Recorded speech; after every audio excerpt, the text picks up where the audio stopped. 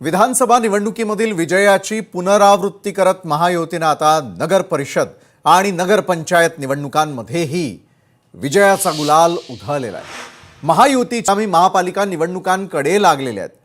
Mini विधानसभेचा हा निकाल म्हणजे आगामी महापालिकांच्या सत्तेची नांदी मानली जाते। मुंबई, ठाणे, पुणे आणि आता नाशिकसह राज्यातील 29 महत्त्वाच्या महापालिकांसाठी 15 जानेवारीला मतदान होणार असून 16 जानेवारीला निकाल जाहीर होणार आहे। पण पूर्ण वेळापत्रकावरती बोलायचं झालं तर मात्र 23 डिसेंबर ते 30 डिसेंबर 2025 च्या दरम्यान अर्ज दाखल करण्याची मुदत असणार आहे। तर 31 डिसेंबर 2025 ला अर्जांची छाननी केली जाईल आणि त्यानंतर 2 जानेवारी 2026 ला अर्ज मागे घेण्याची शेवटची तारीख असेल। मग 3 जानेवारी 2026 ला चिन्हांचं वाटप आणि उमेदवार यादी प्रसिद्ध केली जाईल। मग 15 जानेवारी 2026 रोजी मतदान प्रक्रिया पार पडेल आणि 16 जानेवारी 2026 ला निकाल लागणार आहे।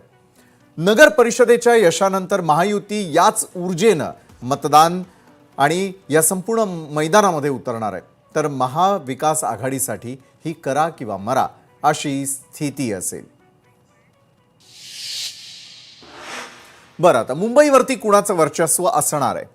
देशातील सर्वात श्रीमंत महानगरपालिका असलेल्या मुंबईवर म्हणजेच बीएमसीवर सर्वांच्या नजरा खेळलेल्या आहेत। गेल्या 25 वर्षांपासून असलेली ठाकरेंच्या शिवसेनेची सत्ता उलथवून लावण्यासाठी भाजपनं मिशन 150चं लक्ष ठेवलेलं आहे।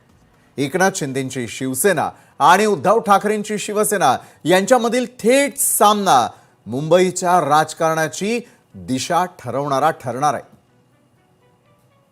एकंदरीतच काय तर महायुतीची एकजूट विरुद्ध महाविकास आघाडीचा समन्वय नगर परिषद निवडणुकांमधील विजयाचं सूत्र महापालिकांमध्येही वापरण्यासाठी महायुती एकत्र लढणार असल्याचे संकेत भाजप प्रदेशाध्यक्षांनी दिलेले आहेत।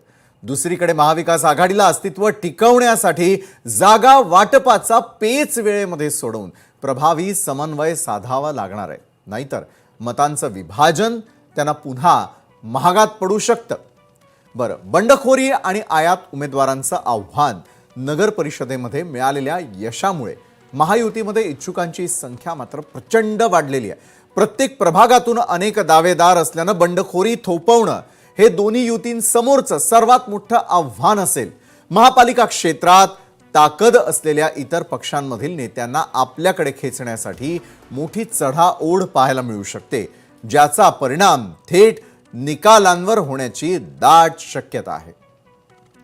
स्थानिक प्रश्न आणि मतदारांचा कौल, कारण महापालिका निवडणुकांमध्ये रस्ते, पाणी, आरोग्य आणि कचरा व्यवस्थापन यांसारखे स्थानिक प्रश्न कळीचे ठरतात।